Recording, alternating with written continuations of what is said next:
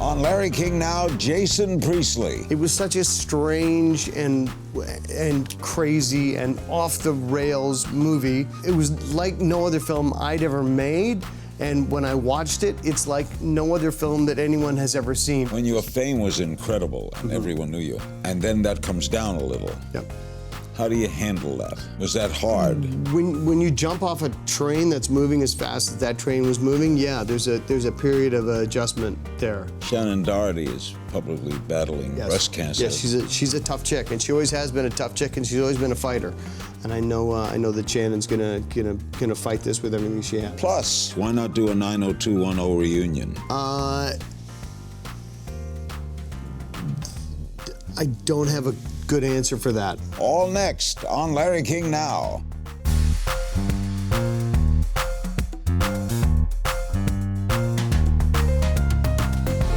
Welcome to Larry King Now. Our special guest, Jason Priestley, the Golden Globe-nominated actor, director, and producer. You know him best from his roles in Tombstone, Call Me Fitz, Private Eyes, and of course, Beverly Hills 90210. Jason now stars in Zoom. It's in theaters and available on demand now, and it's a little wacky, right?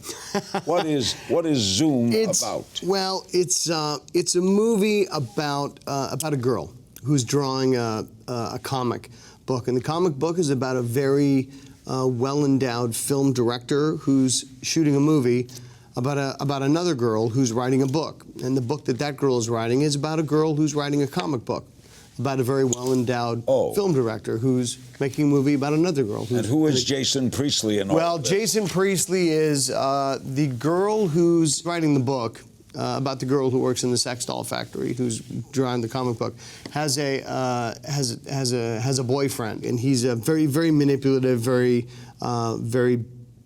not nice guy. As this very Charlie Kaufman-esque film starts to come together, as the three independent stories start to interweave with each other, as they do in these types of movies.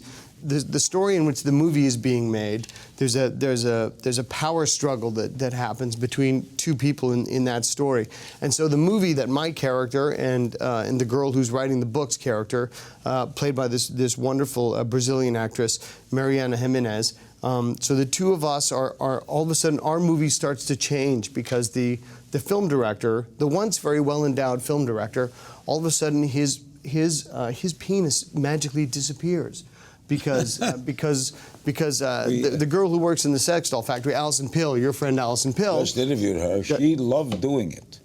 Yes, you loved doing it. I loved doing it too because it was such a strange and crazy and off-the-rails movie, and it was like no other film I'd ever made. And when I watched it, it's like no other film that anyone has ever seen. Did you like it when you read the script? Oh man, I loved it. I loved it because it was so original. Is animation woven throughout the film? Yes, yeah. The Gail Garcia Bernal. And everything that happens in his storyline, where he is the filmmaker making the movie, that whole storyline is animated. It looks wild. Yeah. What is Mr. Morelli like? Pedro Morelli, the filmmaker, this was his feature film directorial debut, and taking on a film like this was as a filmmaker myself, this was such a monumental challenge because there were so many moving parts. You know, it wasn't just shooting a straightforward movie, because he was really shooting 3 movies, and they had to be perfectly interwoven with each other. And then when you saw the finished product, you hadn't seen the cartoons while you were doing them. No, so it must have been wild to see it all finished. Yeah, it really was. You know, because they filmed that. They filmed that movie, and then they hand drew the cartoons on top of the film that they had already shot, which makes it look really cool, and I think they did a really amazing job with that stuff. What took Jason Priestley to directing? What took me to directing? Well, you know, I started directing back in the 3rd season of Beverly Hills 90210. And, did you direct any of those? I directed 15 hours of that show, 15 episodes of that show, yeah. What do you like about it? I like being the captain of the ship, to be perfectly honest, you know. Well, film is a director's baby. Yeah, exactly. Theater is an actor's baby. Yeah, and I enjoy it. But of course, you know, the flip side of that is I like actors and I like working with actors. That's true for me as an actor, but also it's true for me as a director. And I like being able to get in there with actors and offer them suggestions and help. And, if something's not working, I like to be able to work to fix it. You've done a lot of work on Canadian television. Why? Mm-hmm. I know you're Canadian, but Yeah. is Canadian television different? No, Canadian television's not different. Canadian films aren't different. The last few years, I've spent the lion's share of my time in Canada, simply because there's been more opportunities there. Really? Yeah, and I think it has less to do with anything else other than the fact that there's just more work up there, whether it's on Canadian projects or American projects. The industry has fled California. The industry fled California, 15 years ago, and it hasn't come back. And whether I'd be going to Toronto or Vancouver or Nova Scotia, if I wasn't going to those three places, I'd be going to Atlanta or New York or Louisiana or Florida. So, I feel fortunate that I have a Canadian passport as well as my American passport, and I go. Are you a citizen of both places? I'm a citizen of both places, yes. I was in Canada recently. Young Mr. Trudeau is very popular. He's incredibly popular, yes. Very liberal, very popular. Now, Marvel Comics, as I understand it, just put him on the last issue of Civil War II. That's it. Is he apparently living up to his promises? He seems to be, yes. Yeah, I know Justin a little bit personally. Just before he became Prime Minister, I got to know him a little bit, and he is an awesome guy. He's engaging. Really engaging, very affable. He's a great raconteur, and he's a lot of fun to be around. He is just as engaging as you imagine him to be. We'll be right back with Jason Priestley. Don't go away. Our guest is Jason Priestley. He's one of the stars of Zoom, Beverly Hills 90210. What made that? We had an original, then it was another version of it. You did the original 10 years. Yep. What made shows like that happen? Why did they last? Wow. Seinfeld. That's a good question. Yeah. What did it have? I don't know. I think for our show, I think there was something for everybody, and I think that I think Seinfeld was sort of that way too. I think that given all the characters on our show, I think that there was somebody for everyone to relate to.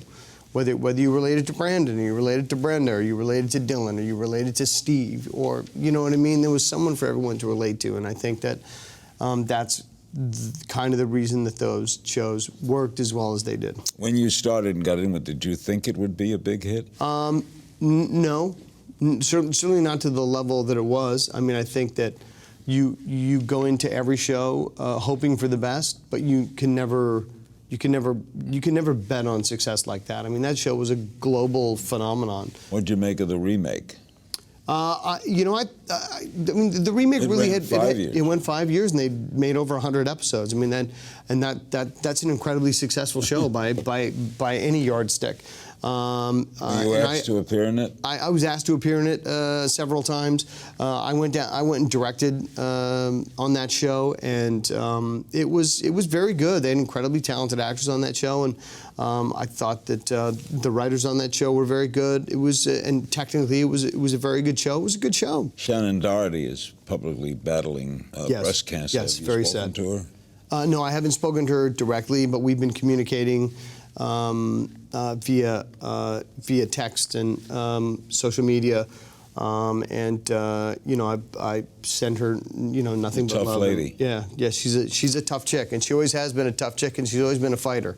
And I know that Shannon's gonna fight this with everything she has. You expressed regret in your memoir in 2014 over leaving the series before it ended. Why did you leave? Well, I left. I left because I felt that it was. I felt like I'd done everything that there was for Brandon. I felt like Brandon had sort of worn out his welcome on that show, and it was time. I couldn't see a reason for Brandon to stick around on that show, So Brandon shouldn't stick around. Yeah, exactly. So So I talk myself into it that way. But then, you know, in retrospect, you know, I wish I knew then what I know now. You know, as an adult, you look back on things you did when you were a kid sometimes. How old and you were you when you were doing that show? I started that show when I was 21, and I guess when I left I was 29. And you know, sometimes you look back on things and you think, well, I mean, we're almost at the end. Like, why did I do that exactly? And then, you know how that is, Larry. Yeah. Sure, you look back on some of the things you did when you were younger, and you go, why did I do 60 years that? of doing this. Do you empathize with today's young stars like Justin Bieber and others? Absolutely. You get a lot of attention too? Absolutely. Yeah, of course I do. You know, I think that the young stars today have it much harder than we had it. You know, Why? Because there was no media? Yeah, there was no social media, and everybody didn't have a video camera in their pocket when it's a new world. Me and Luke were running around. There's no privacy. No, there's no privacy. Frank Sinatra once told me there's a lot to be said for longevity. Yep. How do you count for yours? For me, it's just hard work and perseverance, which is how I account for a lot of the things in my life. When your fame was incredible and everyone knew you, and then that comes down a little. Yep. How do you handle that? Was that hard? When you jump off a train that's moving as fast as that train was moving, yeah, there's a period of adjustment there, and that can be. I think that's difficult for everybody, and it was difficult for me as well. But I was fortunate that I was able to move into other avenues pretty quickly. Like I went from doing that show and spending all those years on that show, and moved very quickly into working in the theater in the West End of London. And, really? Yeah, and was able to transition into other things. Do you like theater? Very quickly. I do. I love theater. You know, I went to theater school. That's what I studied for. So for me to be able to go back into that and to reignite a passion, my passion in that was very fortunate for me. That's the actor's medium, right? Yep. The curtain opens, Yep. directors don't have to do Nope. anything. Well, and it's you and the audience, and it's one of the only things left where you actually have an interaction with the audience, and the audience can influence what the performer is My doing. friend Al Pacino keeps going back. Yeah. Well, and there's a reason. There's nothing like it. Jason was a lot of people's childhood celebrity crush. What was his? We'll find out in a little game of If You Only Knew. Our guest is Jason Priestley. Wonderful having him with us. He's one of the stars of Zoom. You used to race cars and had a near-fatal crash in 2002. I did. You were smashed beyond recognition? Well, my nose got ripped off, and it was laying up here on my forehead, and I broke my orbital bone, my cheekbone, my ocular mantle. They had to take my eyeball out and like rebuild my ocular mantle. They did a great job. Yeah, they did a nice job, right? Boy. Yeah, not bad. Just the guys on. What happened? Just the guys on call too. Was it a turn? Yeah, I was at the Kentucky Speedway in Sparta, Kentucky. You were racing cars for a living?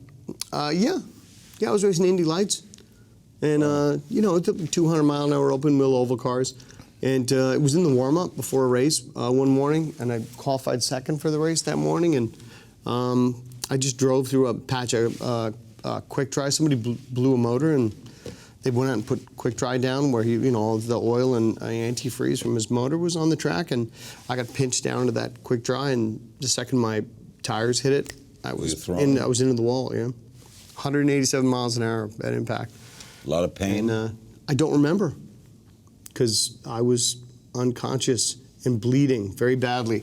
My seatbelt cut through my racing suit and cut my carotid arteries, and so I was bleeding very quickly. And They expect you to die? I did expire on the way to the hospital. They flew me in the helicopter to the hospital, and I bled out on the way to the hospital. But they met me on the roof of the hospital with bags of my type of blood, and squeezed them in me pretty quickly and restarted my heart. So I was able to survive. Then So you woke up in the hospital? Stop one more time. This stopped twice. Oh yeah. Woke up in the hospital, figured out where I was. And so my back was broken, my feet were shattered. How long were you laid up? I was in the hospital for 3 months altogether. You ever race cars again? Yeah. Why? Why not? They put me back together to race cars. That's So I figured I might as well give it a shot. Everybody's a little crazy. Okay. We'll play a game of If You Only Knew. Okay. Song you most often sing in the shower. Song I wow. I don't really sing in the shower, I gotta say, Larry. And if you ever heard me sing, you'd understand why. Secret talent. Secret talent. You have something you can do. Are you good with yo-yos? Wow, secret talent. Well, I shoot sporting clays. Oh, About you that? do? You do? Yeah, I'm good at it. Knock them down? Yeah. Childhood celebrity crush. Well, I'm of that generation that it was Farrah Fawcett. Not a bad choice. Well, you know. Person you'd trade places with for a day. Person I'd trade places with for a day. Elio Castro Neves. Who's that? He's a race car driver. Never get out of it. Guilty pleasure. Guilty pleasure. Wow. Porchetta. Porchetta. You know, the Italian pork shoulder roast. Oh. You marinate for 24 hours and then bake in the oven, and it's got the pork crackling on top. Cook it? Yeah, I make it. But it's it's really rich, but really good. Something we should all be paying more attention to. For me, what I think we need to be paying more attention to is the damage that we're doing to the oceans. Because if the oceans die, we die. The 90210 co-star you'd most like to work with again. Wow. You know, a few years ago, Luke and I made a movie together, and we had a really fun time doing that. I'd like to do some again with Luke. Most underrated thing about Canada? The most underrated thing about Canada, the summer in Canada. You know, everybody always talks about the winter, and it's the winter sports in Canada that get a lot of attention, and the summertime in Canada is magic. We go every year to Lake Muskoka, north of Toronto. Magic, right? Well, unbelievable. TV show you'd most like to guest star on?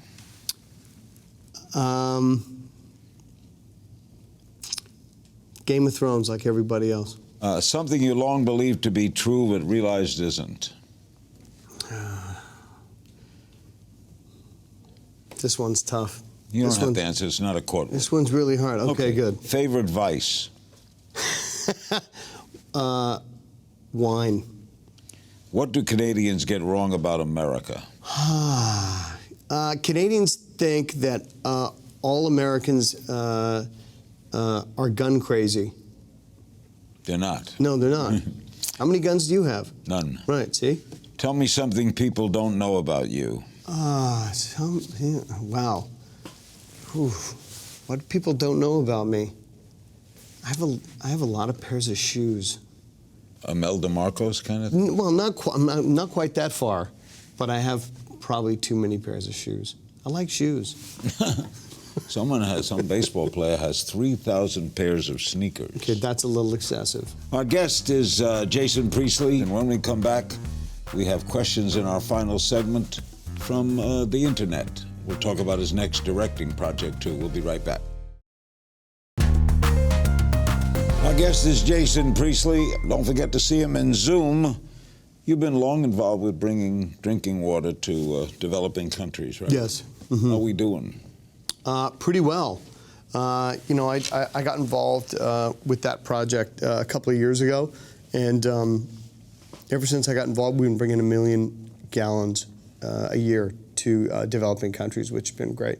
It's been a great partnership, yeah. We have some social media questions. Mitch Schuller on Facebook. Is there anything you miss about not doing a regular American TV series?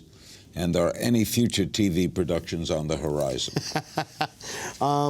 Well, actually, I've been doing, we just finished airing the first season of a show that I shoot in Toronto called Private Eyes, and we're just about to start shooting our second season up there. And detective show? It's a detective show, yeah, and I'm sure that that show will be able to be seen here in America very soon. And before that, for 4 seasons, I shot a show called Call Me Fitz that was available on DirecTV. So I have been producing shows that have been available here in America It's just, the TV landscape is very fragmented nowadays, and it almost feels like, unless somebody tells you about a show, or so much of this stuff is done word of mouth nowadays. It's difficult to find shows unless somebody actually lets you know that they're on. David Dowling, in light of the current movie you're developing, I would ask, is cannabis prohibition good for a nation? Yes, he's talking about Death of a Free Rider, a film that I'm developing about a young man who was smuggling pot across the U.S.-Canada border, and he was involved with some pretty nefarious types. And there's a region in southern British Columbia where they grow copious amounts of it, and it's very famous for its potency. And these guys have an arrangement so they take tons of it across the border. They trade it with guys for cocaine, and they bring the cocaine back into British Columbia. Is it a documentary? Or? It's no, it's a feature film. You play one of the guys. And no, I'm going to direct it because I think it's a great story. Anyway, he was doing it for a long time, and anyway, he got caught and he got put in a jail in Washington State, and then some other very questionable things happen, and I think it's a very important story to tell because people start doing these types of things. They just put this in your backpack and just take it across for me, and then all of a sudden they get in deeper and deeper and deeper, and they don't really realize until all of a sudden it's too late. And I think that's an important story to tell. You bet. Danette Morrow Voglio writes, "We share a birthday. How did you celebrate?" When was your birthday? Well, I was actually up. August 28th is my birthday. She actually shares a birthday with Shania Twain and Leanne Rimes and myself. So it's not a bad birthday. How did you celebrate? I celebrated. I was up in the Napa Valley. Among your favorite vices? Amongst one of my favorite vices, yes. The sir. next one fits then. Diane Castillo wants to know your favorite wine. My favorite wine? Wow. Well, you know what? It all depends on what I'm eating, because I feel like a wine can really elevate your enjoyment of food. So for me, it's really about pairing the right wine with the food that you're eating. Steak, well, I tend to go with big Bordeaux's. That's what I like to have with my steak. Rich. Yeah. Starkey Bob wants to know your favorite pie. My favorite pie, you know what? Mine is lemon meringue. Lemon meringue's a beautiful pie. I like strawberry rhubarb pie. I like rhubarb. I like pumpkin pie. Pumpkin in the fall, I like a good pumpkin pie. I like cherry pie. Right? Yeah. Apple pie is old. Apple, always a good, always good. Vicky Farry, how do you stay looking so young? How old are you? I just turned 47. You do not look it. Well, thank you, Larry. You're very kind. No, you do not. You know what? I try to eat right, and I exercise, and I just try to do all the things that they say you're supposed to do. Sean McDonald 84 tweets, why not do a 90210 reunion? I don't have a good answer for that. Would you do it? I never say never. Okay. And Dave Dowling, what do you see yourself doing 10 years from today? Wow, 10 years from today. You're 57. Yeah, I'll be 57. Probably, hopefully doing exactly what I'm doing now. Acting, directing, yeah. You directed your first feature film starring Richard Dreyfuss. What did you learn from that? And why? And you're continuing, obviously, directing. Mm-hmm. Yeah. And what did I learn from working with Richard? No, I love Richard too. So Richard, yeah, he's awesome. He's a wonderful guy.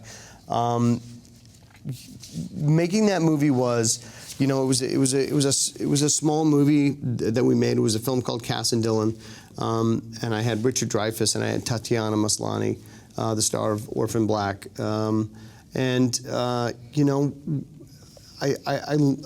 I learned on that movie was patience, because from directing television for so long, I was so used to just pushing and wanting to hurry all the time. And the thing I learned from working with Richard was to was to just to hold back and wait and just let it happen sometimes. And So you carry through with that, right? yeah, and just let things happen, and I don't have to push so hard all the time. Honor having you here, Jason. Thank you, Larry. Great meeting you. Really appreciate it. Thanks, I want buddy. to thank my guest, Jason Priestley. Zoom is in theaters now.